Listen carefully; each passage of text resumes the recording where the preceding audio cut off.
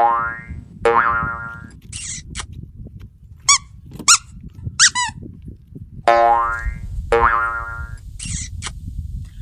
મલાદી, પુષ્પા 2 જોઈ આયા લાગો.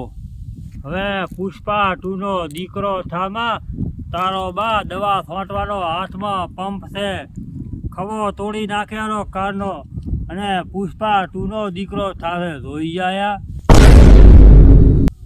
આટલું મલોદી રીહમાં કારે બોલે નહીં, આજ ચમ આટલું રીહમાં બોલ્યા?